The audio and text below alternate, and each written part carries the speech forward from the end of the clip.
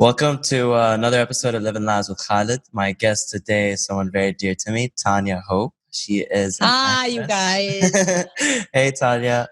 Hi, what's up? She is an actress in Bollywood and she is from Bangalore. And I thought it would be really fun to have her on the podcast. Thank you for joining. Thank you for having me. I feel so nice that I actually made it to your list of guests that you want to interview. That's nice. Of course. What do you mean? You had to be. So I was just wondering, how's it back? Because you just got back from Dubai to India. How has that been? Yeah, it's good. It's good. I mean, I had to rush back because I thought that I had a shoot, but it got postponed again. So I'm really bummed. And like all of my friends, they're like, why the hell did you leave so early? And like my family's like, man, just come back. But no, it's fine. I'm just going to stick it out and stay here and finish my shoot. And then, yeah. Did they give you another date? Or because with Corona now, I guess Yeah, it's just been postponed to like the first week of October. Okay. So you've got a month to kill. I'm probably gonna be working on my birthday, which is a good thing. I like that always. So yeah. I actually do know that about you, which goes. Yeah, we're gonna I jump. love working on my birthday. How come? What does that stem from? I don't know. I don't know what it is. I just feel like I just feel like a fish out of water everywhere, like the only place that I feel like I really belong is like on set. And so I like being there on my birthday. It that's awesome. Gives me some sense of like purpose and belonging and, it's nice. Yeah. And you've always been the type of person, not only on your birthday, I feel like we were discussing this last time I saw you, you love knowing your schedule and knowing when you're going to work. You can only take a break when you know when you're going to go back to work. Otherwise, that break is not a break. Absolutely. Like only if I know that I have my next project signed, can I honestly relax.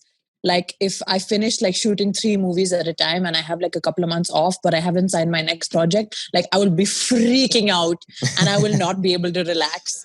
So yeah, that's why, the lockdown was relaxing, but it wasn't at the same time because I didn't know when I was going to work again. And that was really freaking me the hell out. So yeah. And have you been this way since you were a kid, or is this something you developed? No, I think I've developed it since I started working in the entertainment industry or the film industry because things are so volatile here, right? Like you never know when you're never going to work again or you never know when you're going to work again. So I think since I've joined the film industry, I've had it. Yeah. Which is a good thing to have because you're absolutely dedicated to it. Oh, we lost your video there. Okay, there we go. Have it back. Yeah. It's really good to have that mentality because that way people can know you're passionate. You're also out there putting yourself out there to get as many opportunities as possible, right? Yeah. And how does it work? Do you push your agent to find you new gigs, or do you get out, start auditioning? How does it work for you? So actually, I just joined the film industry and I started doing films in 2016. So it's pretty much just been like 5 years for me. And I've been really lucky in the sense that every movie has led to the next movie. So I will either work with that same director in the next movie or the same producer in the next movie, or like the actor will recommend me to the next movie. So each project has just led to the other. So that way I've been lucky. So yeah. And you've done 10 movies so far, I believe, right? Yeah, I've done 10 movies so far. Yeah, that's a lot. Because if you take this year, most of it we were on lockdown. So in 4 years, you've done 10 movies. It's quite an achievement. Yeah, weirdly, I'm really happy that 3 of my releases happened before the lockdown. So I already released 3 movies this year. So I'm okay. I'm happy. That's awesome. Awesome. Yeah. And how did you, because you couldn't launch in the movies, right? Did you launch it over stream or how did you guys adjust to the whole situation? The thing is that 2 of them launched in January. So we got like a full cinema theater release. And 1 movie released on the 13th of March, and then we went to lockdown in the 15th. So it was just in the cinemas for like 2 days, and then we had to pull it out. And then we got on, it went on to Amazon, and they started streaming it. Showing it on like cable television. And so that's how everyone could see it. But it's fine. Like I'm happy at least everyone saw it, Yeah. So it's okay. Yeah. It's one of, I feel like if you're acting or if I was in a movie, and it was completed, I would be so annoyed if it got postponed like 6 months because it's already done, right? Yeah. And that's happened to so many people, man. I feel so bad for them. Yeah. I know. It almost happened to The Tenant. Have you seen that yet? Or? No, I haven't seen it, but we were talking about it in Dubai, remember? Yeah. It's really, I was still mind blown when I saw you after that movie. But so basically the studio told him, because they postponed it 3 weeks and then they came back to Christopher Nolan and they're like, we're going to postpone it months. And he's like, if you postpone it, I'm never going to make a movie for you again. So they're like, oh shit, my God. Yeah, because everything he touches is successful, right? It's Yeah. Inception, he did so many different other movies. So it's good when you have that at least leverage against, not against, but working for you. Yeah. So, I just saw this movie on Amazon. So I'm not a movie person. Like, I don't watch movies. And I know that sounds really... I know that sounds really weird and confusing, but please let me explain myself. So I don't watch new series and movies at all. And I'll tell you why. Because I think it was maybe 3 days ago where my friends forced me to watch this movie called See You Soon. It's an Indian movie. It's a Malayalam movie, and it was just fantastically made. Like, it was such a fantastically made movie, and I loved it. But it was about... I think sex trafficking and stuff that happens in Dubai. It was just a story about that. And it like, the story was so troubling. Like, what happened to the girl was so incredibly troubling. I'm still not over it. Like, I'm still like suffering anxiety from what the hell I saw. You know what I mean? Well, you chose to watch a negative movie. No, that's the thing, that I didn't think that it was going to be a negative movie. I thought that it was just like some movie full of suspense. Like, it didn't tell you that it was about sex trafficking either. Yeah. But then I finished watching that movie and I just had so much anxiety. Like, I couldn't even breathe that entire evening. Oh, wow. And and I just feel like it's just going to be weighing on me till the end of the month. And movies and like shows and all this and media get to me so much that I feel like sometimes I just have to protect myself from it. So that's why I only just watch like comedies or like, just funny stuff. And you know what I mean? Well, you should, you should do, because the thing is, you can't watch a movie knowing the ending. That kind of ruins half the fun, right? Yeah. So you gotta be careful. I have so much anxiety about it. Yeah. I felt similar things to what you're talking to, but in a positive way, where I would watch a movie and it would be so exceptional that I would be in awe of the story like 3 weeks later. I'm like, how did they even think of that? Like, what did just happen? And you know me, my imagination is like... Like, I swear, you could put a positive spin on even like a pandemic or like a freaking hurricane. So yeah. It becomes easier when you just accept, right? You just go with the flow. Everything is happening for me, never against me. Even when shitty things happen, which it does quite more often than you would think, but it's just like, all right, you know what? I can't change the situation. There's no point in being mad at it, That's why... Absolutely. I completely agree that everything happens for your best interest. And, but for me, it's like the trouble with the anxiety when dealing with it, because... Do you have a specific methodology on how to deal with it for you, for Tanya? Because I know every person is different. No, I don't. I don't have any way of dealing with my anxiety, and sometimes it's like crippling. So I have faith in you. I think you'll figure it out. I think this is a great segue, because one of the main reasons I wanted you also on the podcast is because you have had a lot of obstacles and challenges that you had to circum. Your family didn't exactly align on you being an actress, and you studied uni in England, and your dad is a very successful businessman, and you were supposed to join the family business. And so I would love to talk about the challenges you faced. What gave you the courage? Because you're one of the most courageous people I know, to pursue something you love and to not only pursue it, but kick ass at it. So can we start by... Thank you. Of course, give credit when it's due. And so I wanted to start with a little bit of background so the viewers could understand a little bit of who Tanya Hope was when she was growing up, and how was your experience with the corporate world, and what made you decide to leave.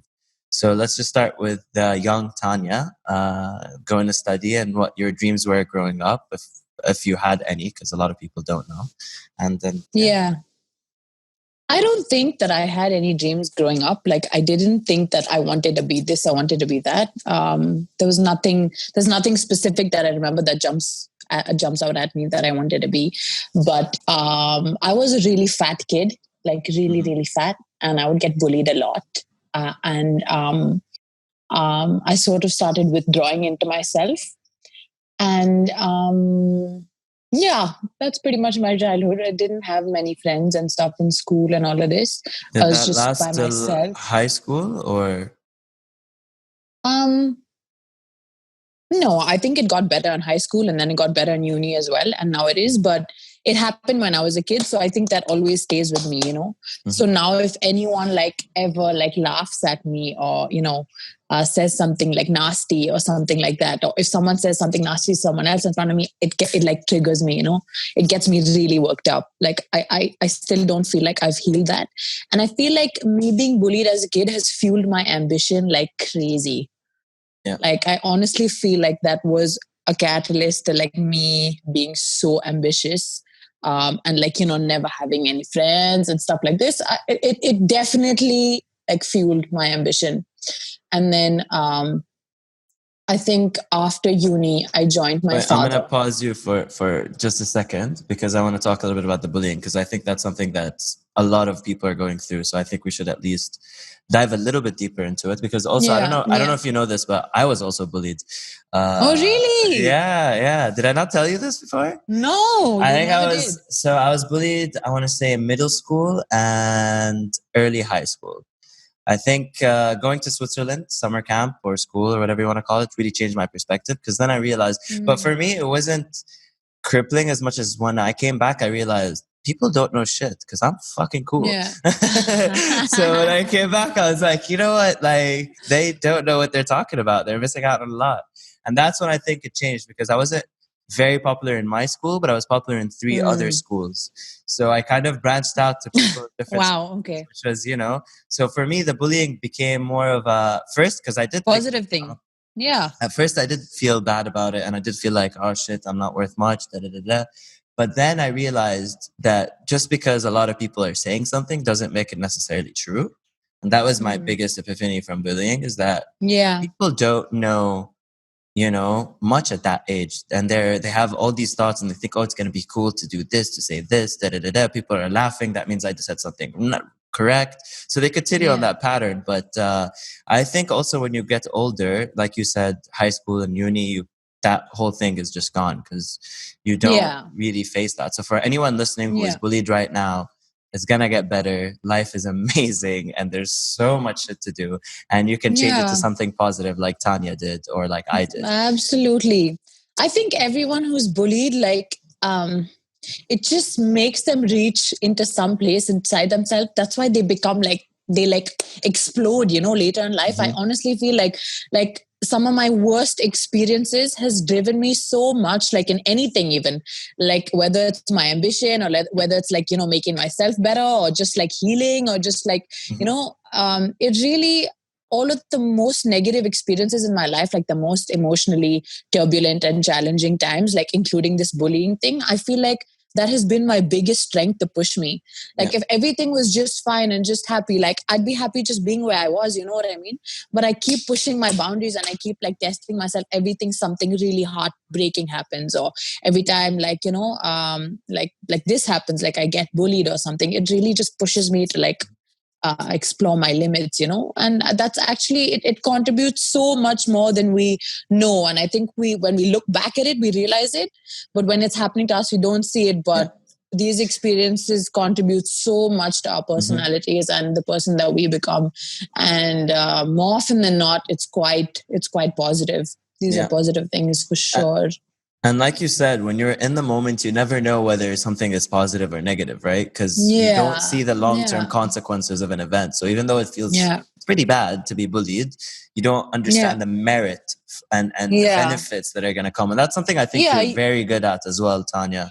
You're going to come out stronger. You're going to come out stronger, like so much stronger. Like every human being is just built that way, you know? Like every human being is like built for survival. So you're going to survive it. You know? It's all you mentality. Will figure out a way. You just have to want it. Your subconscious will like figure out a way to survive it. Like you don't even have to try. And so, failure is never durable. ever, which is something that we're going to touch on later, because in your career, that happened to you on multiple points, not only the bullying. So for anyone, just before we move from bullying, keep your head up, smile, get through it. And you know, sometime, like now looking back at it, some of the kids that tried to bully me back then, I respect today, and they respect me as individuals. I mean, after we both matured, you get to this level of understanding where someone that you might have not liked is actually someone you respect and who respects you back. So people change, people grow up, and things will get better. And if they don't, just remove yourself from that, you know? Totally. And all the kids being bullied, man, all of those guys who are bullying you are going to end up working for you anyway. So, whatever. Exactly. At least for the most part. But so now we move to Tanya going to college. Let's hear that story.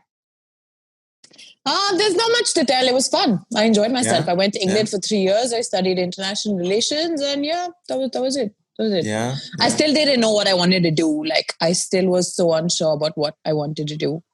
Nothing life-changing happened in college.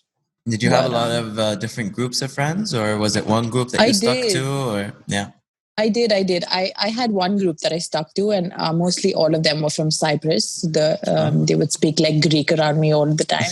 And then I had my best friend who was half Japanese and half Filipino. So we're still in touch, and I love her. And you're supposed to go to the shout out to you and all the Cypriot friends, especially the one getting married soon. Tanya wants to be there super, super badly. Who's getting married soon? You told me, your friend. She's married. Oh, she's married. Yeah. Congrats.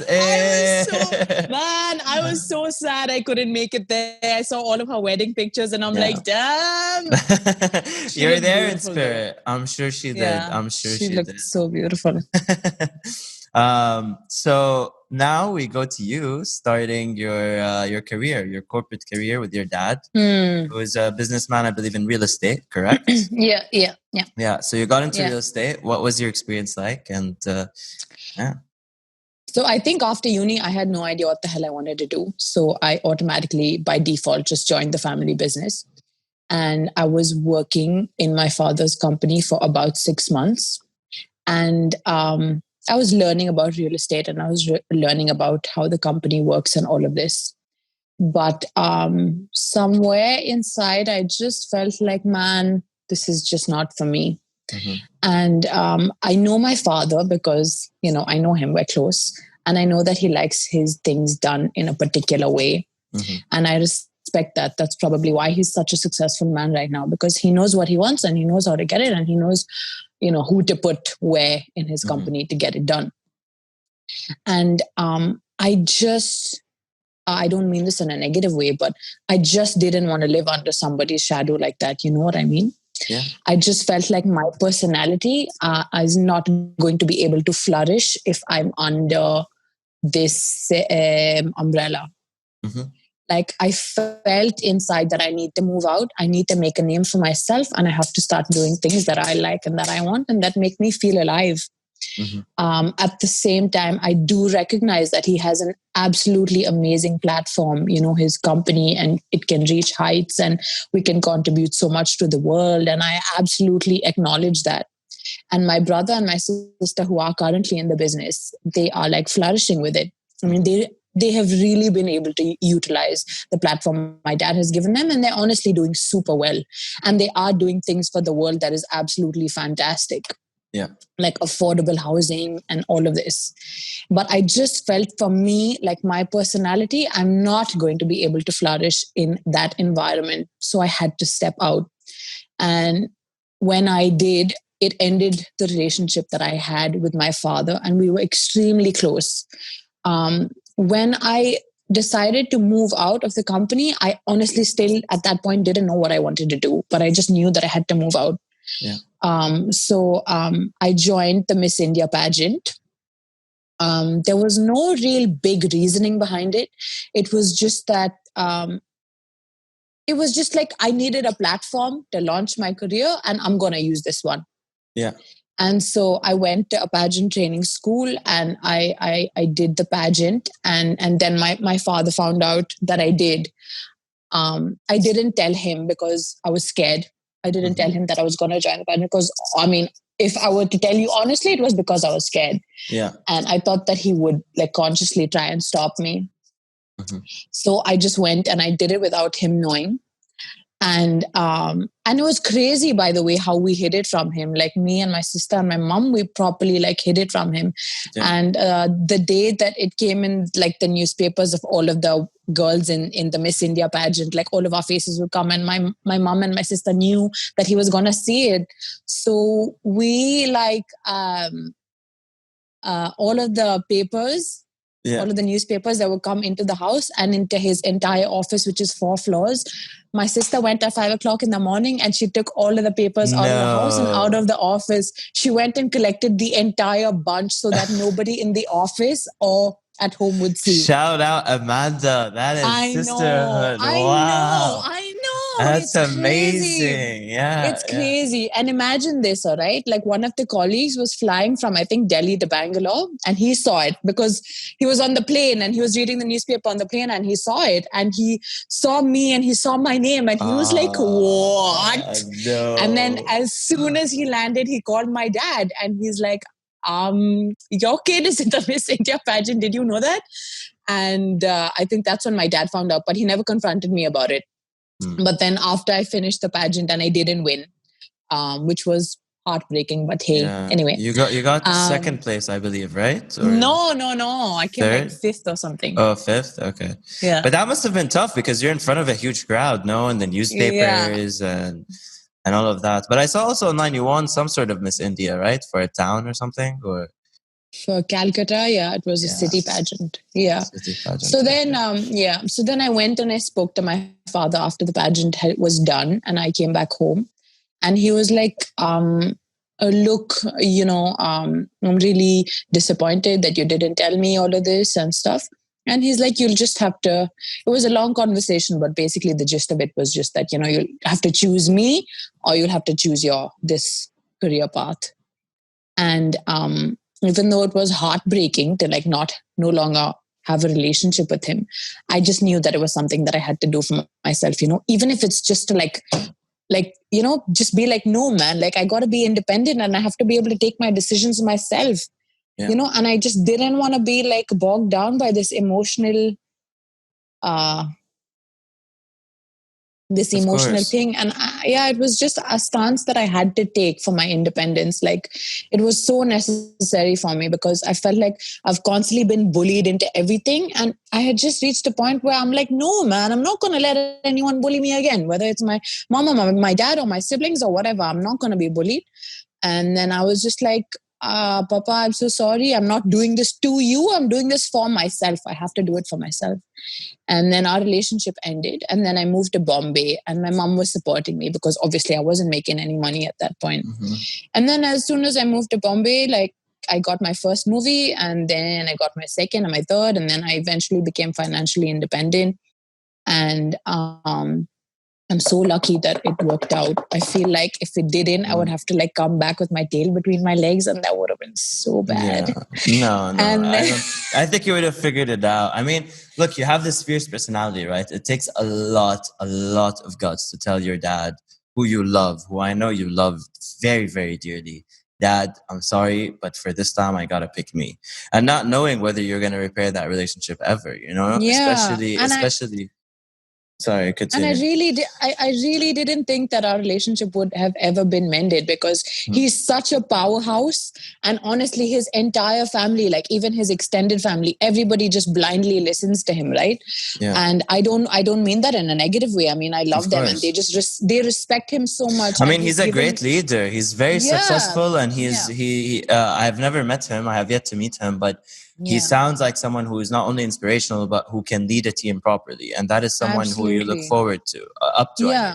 I mean. And that's why it was odd to see one of his daughters to stand against it. But I think it's very telling because you are your father's daughter. I think the reason he's your father is why you did this. It's because you want to be you want to be independent, you want to have that power to yourself. Yeah. You don't want to be in control of anyone else.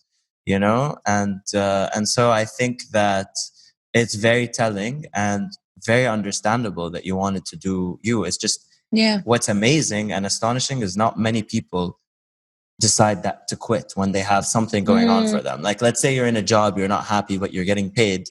If you're getting paid, you're like, okay, why should I leave? And then, what if I don't succeed? What if?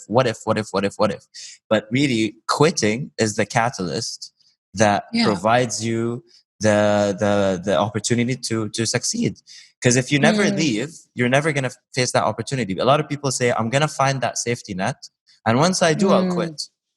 But you're never going to find that safety net unless you have to feel the fear. Once you quit, that's when you're going to start seeing and looking and being hungry. Because now it's survival mode, Previously, you had one foot in the door and one foot outside. But once you quit and you put yourself, and as long as you're not quitting and sitting on your ass, like you went and you joined and you were pushing and you were trying to accelerate your career, because like you said, you needed not only to prove to yourself that you could do it, to your dad that, hey, I'm gonna do it, and this is something that I want to do. Yeah. Absolutely. What you said, like survival mode, I just want to tell everyone who's listening, when you're on survival mode, you are your best and you can make anything happen. Like if it depends, if your survival depends upon your success, it will happen. Like you will somehow make it happen because you're like, man, I'm never going to survive this. I have to succeed. You do it. Yeah.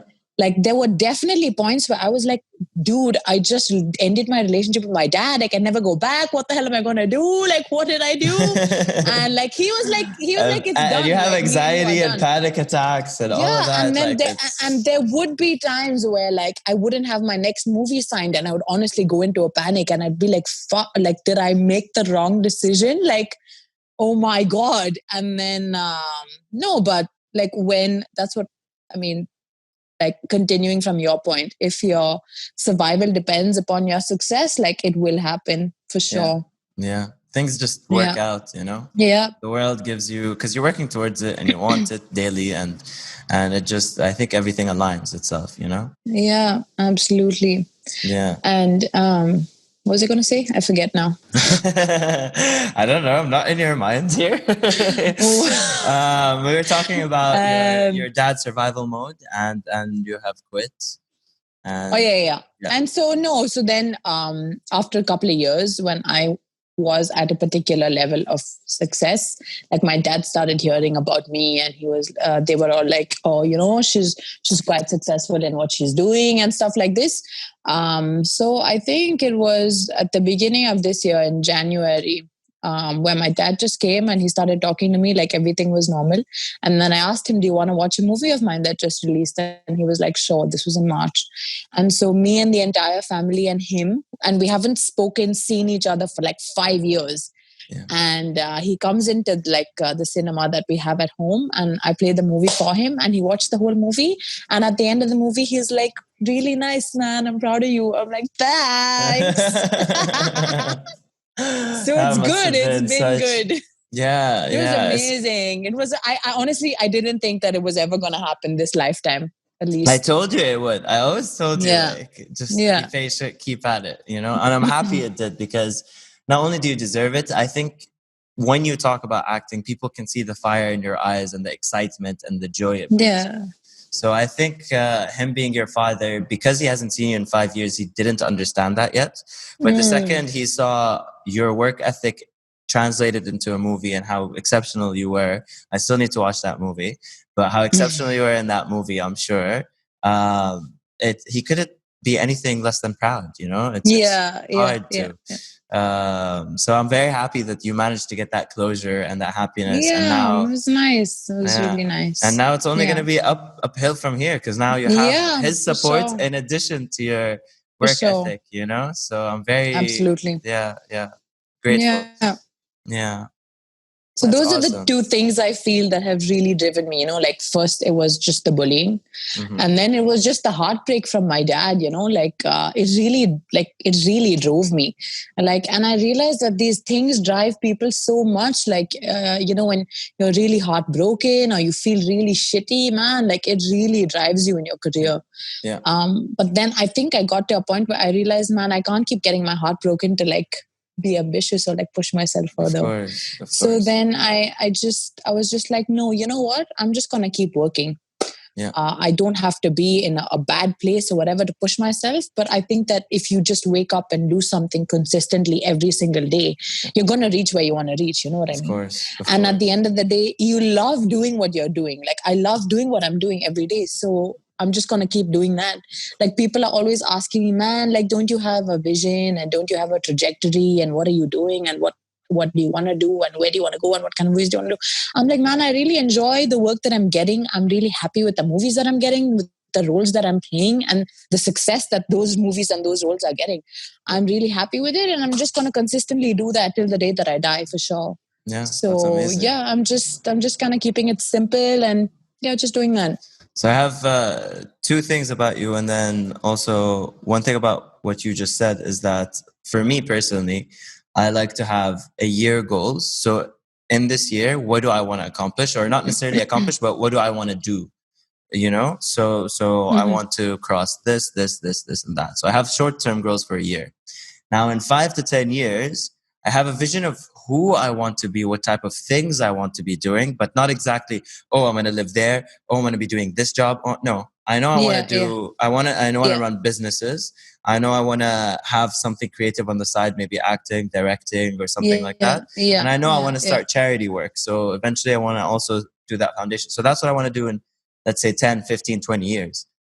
What attributes would I have if I was that person? And I try to live by them today, you know? And I think that's why you shouldn't have too much of a long term, because life sometimes just surprises you and, you know, it never works out the way you exactly planned it to a T, which is also the beauty of it, because it's always better.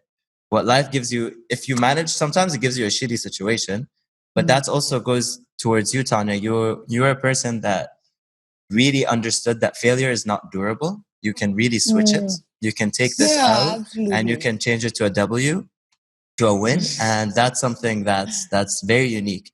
But the second thing you said that was very incredible is you don't associate events or the results with previous events. And what I mean by saying that is that the 2 times you succeeded is when you were bullied and when when you faced that heartbreak.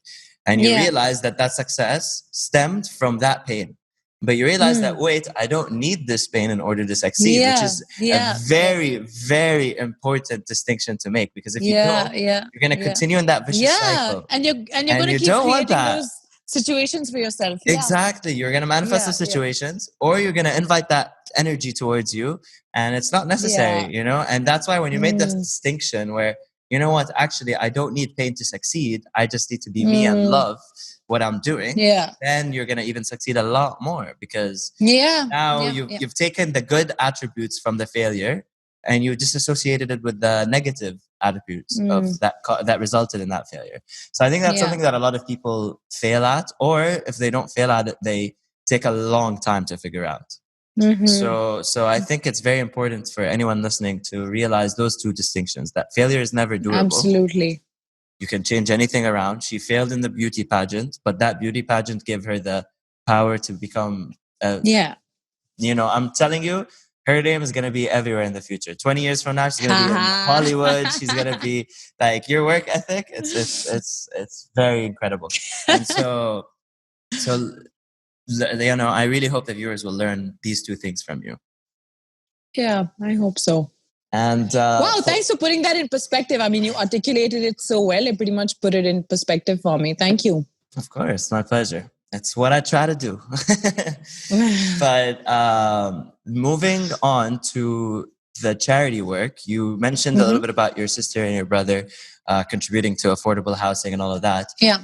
That is also something important to you, because I know you go to schools and you help girls all around. How do you know that? I have never. Come on, yes, I've never told you that though. Yes, you did. I didn't. No, I didn't. When did I tell you? When I visited you in India. No, even before, when we were here in Dubai the first time. I have a very good memory. It's both a blessing and a curse. I have an exceptionally good memory. I don't remember telling you, but that's so cool that you remember if I did. Of course. I mean, I contribute whatever I can from whatever I make and how much time I can spend with them. So there are about 24 girls in this orphanage. It's called the Refuge Home. And they're like my buddies now. Like I go and I meet them whenever I can, whenever I'm in Bangalore and stuff like that. And of course, like I take care of them in my own capacity. But yeah, I mean, I was taking care of them previously, but I was working so much that I never got to spend time with them.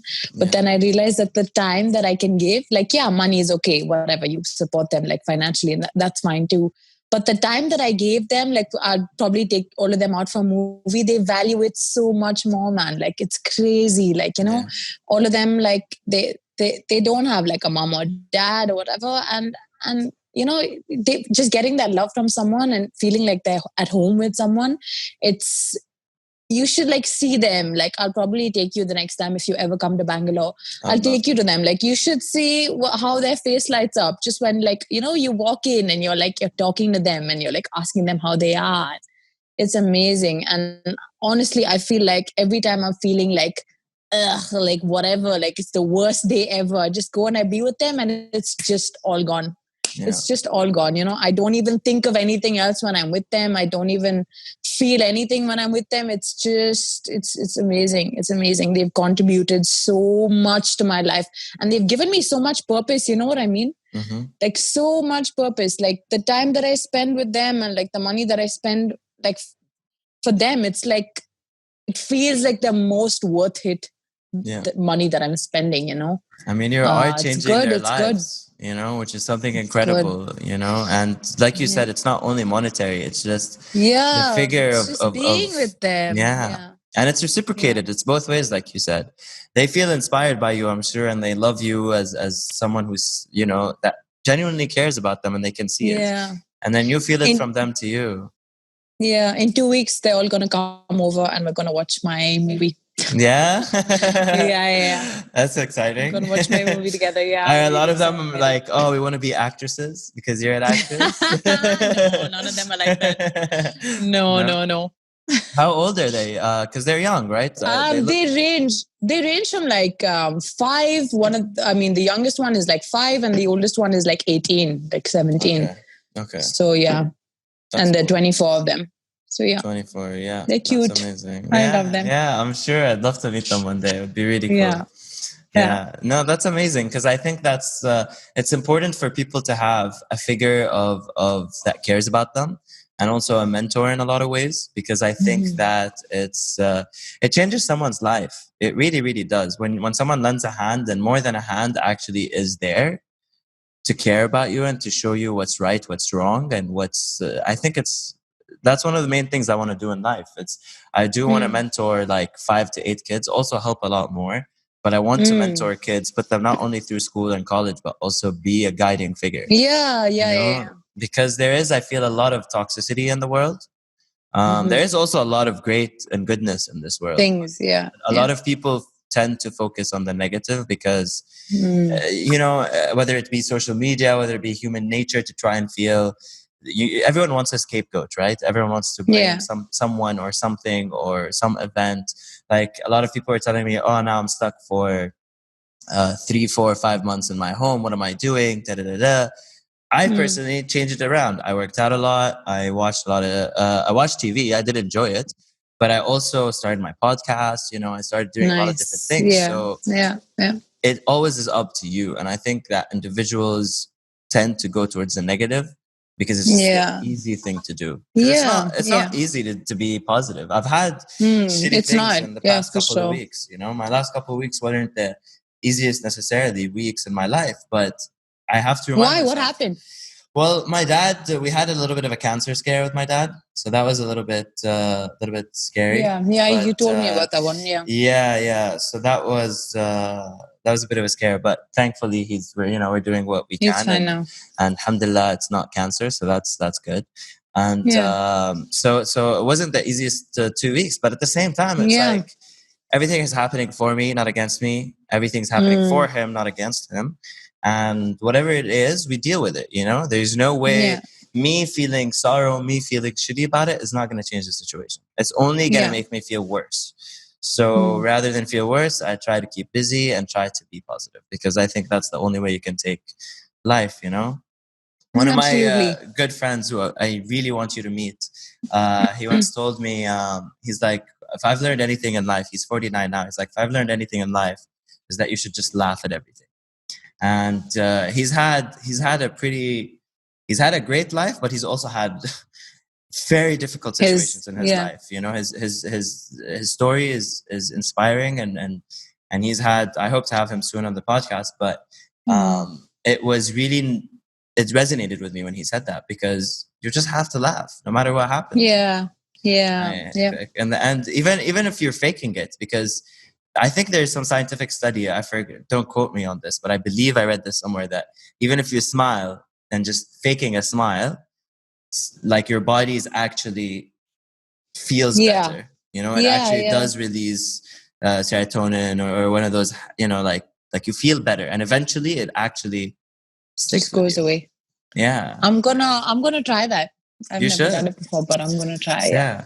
And try maybe with your anxiety. You're like, fuck you, anxiety. Just smile around, you know? Yeah. I'm gonna try that. Smile around. Yeah. So right now it sounds like the kids are your output for whenever you're feeling sick. Yeah. Definitely. Yeah. It's nice having, you know, that sort of having someone. And I think what drew me to them was, I mean, the same thing, like, you know, they're orphans and they don't really have a mom or dad. Yeah. And when I kind of felt like, you know, I didn't have my dad with me, I was just kind of, I could just like, I could just like, you know, you feel empathy for them. See, that's also another thing. Not only did it lead to your success, but it led to positive attributes that make you you. Yeah. You've had this new sense of empathy because of that negative event of losing your dad. But now you have your dad and you still have that empathy, which is which is very important. Very, very important. Yeah. So when do you think your next project after October? Is it going to be a long one? Is this the Netflix one or? No. So I have like 2 movies that I'm doing at the end of the year. And they're both probably going to start around the same time, end of September, beginning of October. And I can really, I mean, we're going to. How do you prepare for these roles, by the way? Because you play different characters, you know? So how do you prepare mentally for these roles? Do you have a process at all, or do you just kind of go with it? So the thing is that more often than not, when you get to the set and before you get into your scenes, the director really gets you into that character and that mind frame and that emotional state of what the scene is. Like he will really, I mean, if you have a good director, hopefully, he can really get you into the character, you know, and really sink your teeth into it and like really get you into that mind space and that emotion frame. So mostly it's just you have to have a good dynamic with your director so that he can communicate with you exactly what he wants. But there were a couple of times where I had to play like a cop, a really assertive and sort of masculine lady cop. And for that, I think I watched a lot of movies that had characters like that in them. And I took away a lot of like the body language or the way that she talks and or the way that she like looks at people and treats people. And a lot of her body language, I picked that up. And more oftentimes than not, and I think every actor is like that, like to be an actor, you do have to have a certain emotional intelligence, like a certain level of emotional intelligence. And I think just by observing people, like just talking to people and observing people, you pick up so much stuff. You know what I mean? Yeah. Like you pick up like so much, like even if it's just like talking to your mom or talking to someone new that you met or like talking to a friend or anything like that, you pick up so much stuff like subtle things, you know, like body language and like expressions or something that you're talking about, and then they want to hide it. Like you're constantly like storing that in the back of your brain. And so then it gets easy to like, you know, just become this person. Just take it out. I think the last movie that I did, the character was a lot like my sister. Really? And so, a lot like my sister. I mean, through a couple of her phases, she was a lot like her. And and I basically just imbibed that a vibe into the character. Like I was just playing my sister, like whatever I could recall from how she would be and all of this, I was just doing that in the movie. And it really worked. I mean, it helped. That's a good way of putting it. Are you still with me? Because you're frozen. And I think we might have lost her. Hello? Yes, now you're back. Yes, now you're back. Yeah. Okay. No, I think that's a good way to put it. I never thought about it this way because you definitely can draw back from people. I mean, I think it's something that you realize if you're in the career, because then you realize, oh, I remember you once you read the characteristics and the plot line of a character, you realize, okay, this kind of makes sense that my friend or my uncle or this whatever interaction reminds me of this person, and you draw inspiration from it. So I never thought about it that way. It makes sense. Yeah. And I think deriving all of these things like body language, emotion, like, you know, these subtle things from real people just makes your performance situation and a real person. Yeah. So yeah. We lost you for a bit. Makes you more believable. Yeah. It definitely does. Yeah. It definitely does. And how did you find your first movie? How did you come across your first movie? So after the pageant, basically, if you're in the top 5, if you're the top 5 girls, you sign up with an agency. And my agency sent me for a movie audition. So I went for the audition, and then the director liked me and he was like, hey, you want to do this movie? And I'm like, yeah. And then I got my first movie. Yeah. That's awesome how just things just worked out, right? It did. It's crazy. Thank God. Like, it's crazy how it worked out. Yeah, that's amazing. It's it's such a happy story, and the way it just like worked itself out. Fell into place. Yeah. Yeah. Things are meant to be. Always. Yeah, totally. Yeah. And do you have any advice for any upcoming actors or actresses that are trying to get into the field? What they should focus on, what they should, because a lot of people also didn't have your experience. They have to go to a lot of auditions and whatnot. So do you have any tips maybe when you audition for movies now or anything, words of advice? I just want to tell the people becoming actors, if you really want to do it and if you really enjoy it. Are you still with me, Khalid? Yes, I am. I am. If you really want to do it and if you really enjoy it and you feel like, man, this is just really what I want to do, just do it. Go for it. Are you waiting to like take that first step? Take it. I mean, it may be a long journey to get where you want to be, or it may not. It may happen in an instant for you even, but stick it out and stick with it, and take that like solid decision. Don't be wishy-washy about it. Just be confident and take that decision. And I promise you, things are gonna come together and it's just gonna work out for you, because that's just how it works, when you're unwavering in your decision and you're like, man, okay, this is it, I'm gonna go for it. It may take its time, it may take a really long time. Like I've been through maybe 10,000 auditions and I only done like 10 movies. Yeah. So, I've been kicked out halfway through projects. All of this shit, I mean, it's gonna happen, but that's okay. Yeah. It's totally okay. It's part of the process and it's part of building who you are and getting you to where you want to be. But if you want to do it, you gotta take that decision like unwavering and not go back and forth and just stick it out, because it may take its time, it may not, but it will happen. Yeah. It will for sure. And don't have doubts in yourself, even when you fall, like you said, Yeah. That's amazing. That's a good way to put it. So do you have anything else? Because I know you do have other meetings. So do you have any other things that you want to get out there to your audience or to me or to anything? That was pretty much it. But I really enjoyed this podcast. It was so chilled out and easy to do. And normally I get so much anxiety doing interviews, but this was really nice. It was just like, just kicking it with a friend. So it was good. I really enjoyed it. Yeah, same here. And actually waiting to see like all your podcasts. And I know that it's going to be like huge. I'm so glad that I'm on it. Thank you. I appreciate it. And I am very honored and happy that you're here. This is one of my favorite episodes right now. And, let's, who knows, maybe we'll have you back, but next time we'll discuss more topics rather than who you are. So I am Sounds very proud good. of you, to summarize it. And I'm really proud of you as well, Khalid. Really proud of you. Everyone in the comments is going to be like, oh, you guys are very sappy right now. What are you doing? But hey, this is friendship. But take notes. But yeah, so good luck on your next endeavors. And thank you. We'll stay in touch anyways. So yes. And I'll probably see you soon because I'm going to be back in Dubai because my friends are waiting for me. Yeah. Yeah, me being one of them, yes. Thank you for coming see you again. soon then. Thank you.